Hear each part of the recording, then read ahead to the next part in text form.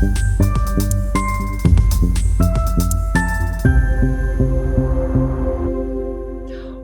back to CDC Journal. Today we're diving into how Canada's original federal institutions, Parliament, the courts, and the Office of the Governor-General have changed over time to the point where they no longer serve Canadians all that well, while the Prime Minister's office, which is rather a recent invention, has grown far too powerful.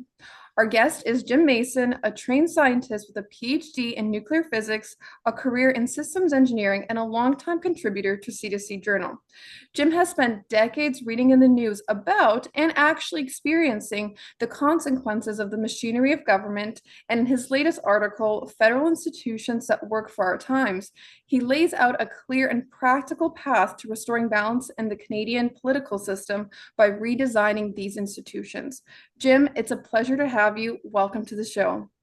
Well, thank you very much for having me. It's a pleasure to be here. Of course. Well, let's dive right into it. So you begin by saying how Canada's federal institutions clearly aren't working very well. What has gone wrong here? Well, I think there are probably lots of things that have gone wrong, but I think they probably all stem from maybe three particular things. One is that we've lost completely the original separation and independence of the legislative branch, the executive branch, and the judicial branch. Okay, back in the day, the Governor General, who was appointed by the King, used to appoint senators and judges. Now all of that is done by the Prime Minister, who also appoints the Governor General. Right. The second thing is, I think the power to appoint senators and judges, which the Governor General previously had and is now concentrated in the Prime Minister's office, really affects the balance of the power in the Confederation. So basically, the Prime Minister is now appointing everybody who's involved in the legislative branch, the executive branch, and the judicial branch. And that's not a good idea. And then I think, as you mentioned, the recent ascendancy of, or appearance and ascendancy of the Prime Minister's office has really changed the balance again, because now it, which incidentally has no statutory basis, it was just invented by a Prime Minister not so long ago, and it now basically runs the government. It provides all of the interaction between the Prime Minister and the cabinet going both ways. So it's really growing far too powerful. So I think those three things are probably the major things that have happened that have resulted in the decline of our institutions. Absolutely. Also, in your article, you go back to the original 1867 constitutional framework. Can you explain why you started there, and what can we learn from this early design? Yeah, I thought it was important to go back and see what the original people who founded Canada had in mind for how the country should operate, and to see if any of that was still actually useful and workable. Because, I mean, from an engineering perspective, if it ain't broke, don't fix it, right? So if we have stuff there that works, we shouldn't mess about fixing it.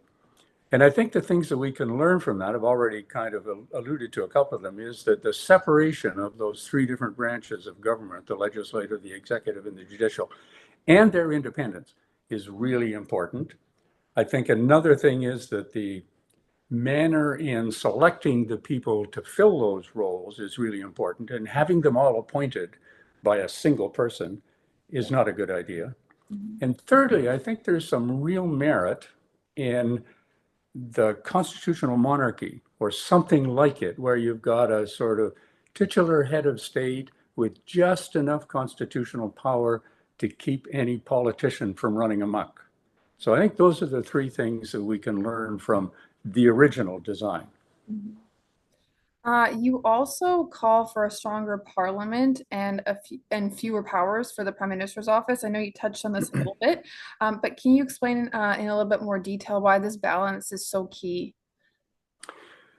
Well, I think Parliament is, or ought to be, the voice of the people, right?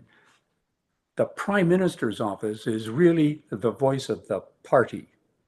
in this case, obviously the Liberal Party, but whichever party is in power, they are unelected party members whose function is to promote the party and its ideology. And so I think that needs to be really tempered back and Parliament made supreme because they're the people we elect. They're the people that we want to represent us. They're our voice in governing the country. Mhm. And in addition to that, I think we would have a much stronger Parliament if we restructured the Senate. There's been a lot of talk about this in the past, the Triple E Senate and all of that. Mhm. I have a somewhat different proposal in the article Yeah. for reforming the Senate, which I think would help a lot to providing a counterpoint between the House of Commons, the Prime Minister's office, and the country. Mhm. So I would encourage people to go and read about that, or I could describe it. Oh, absolutely. Please. Well, the basic idea is that it should be equal representation for all of the provinces. And Mhm. I propose 10 senators from each province and 2 from each territory. So we wind up with 106, which is pretty much what we have right now. Mhm. But I would also propose that they have 10-year term limits. So each Mhm. senator from each province, or one senator from each province, gets replaced every year. And one senator from each territory gets replaced every 5 years. But rather than having the Senate either elected or appointed, I'm suggesting that the senators should be selected at random from the people in the province that Mhm. they will represent that qualify to be senators and have indicated that they're prepared to be senators. Mhm. Okay. Now, this may sound a bit strange, but that's the way we select juries. Mhm. And we entrust juries to make a very important decision about a person's guilt or innocence, which could end up depriving them of their liberty for a very long time. So if we think 12 people selected at random from a group of people in the city have that kind of wisdom, surely Mhm. 106 people selected in a similar way Mhm. from across the country would have a similar amount of wisdom. So in effect, Senate duty becomes a lot like jury duty. It's a kind of Mhm. a civic duty. It's something you should be prepared to undertake. Oh, that absolutely makes. Anyway, I think if we had a Senate like that, it would go a long way to balancing the, if you like, the rule of the majority Mhm. in House of Commons and provide provinces with a lot better representation of their best interests. Absolutely. How would that change occur in your opinion? Obviously, it's a big undertaking to completely kind of shift the way we have our current structure. What would need to happen in your opinion for this change to take place? Well, we just fire all the current senators and select 10 from each province. Mhm. Um, randomly, like I Mhm. said, first, obviously, identify the people who qualify for whatever the Senate qualifications would be. And there are qualifications for senators now laid out in the British North America Act, so that's nothing new. Right. And then just select 10 of them from each province, with the first one being identified as the first one. So when 10 years comes up, or when 1 year comes up, that one has to go and get replaced by another one, right? Mhm. So then you just sort of work your way into the 10-year cycle over 10 years. And Mhm. away you go. It doesn't seem to be a particularly difficult logistical problem. Mhm. The big problem, of course, is that it's totally different than what's in the current constitution. So, Absolutely. You also suggest having at least one Supreme Court justice from every province. Can you explain in a little bit more detail how that will restore confidence in the court? well, I think principally it will allow everybody, wherever they are in the country, to see themselves, if you like, on the Supreme Court. Mhm. That is, that there's a judge from every province, and I was also proposing judges from, or a judge from the or from the territories, so that everybody now has their judge. So now it's not like the Supreme Court is heavily unbalanced in favor of one part of the country or the other part of the country. And I would propose having the judges selected in a similar manner to the senators, but from the pool of the appeals court judges, so that Mhm. people get selected at random from that pool to Mhm. be a Supreme Court judge. They serve for 10 years and one gets replaced every year. Mhm. So a similar sort of thing. So it would give people the confidence that they have a representative on the Supreme Court and that the Supreme Court represents a fair and balanced view of things from across the country. And also, your article talks about more effective checks and balances. In your opinion, what specific reforms would you prioritize first? Ah, so I think, yeah, let me back up a little bit. So, as you mentioned, I'm a system engineer, so I came Mhm. at this from a system engineering perspective. And Yes. systems have everything in them that they need and nothing that they don't. So Mhm. if you leave something out, there's a good chance it won't do what it's supposed to do. But if Yeah. we got to prioritize them, I would say fix the Senate first. Do what I described about the Senate first and get that Mhm. fixed.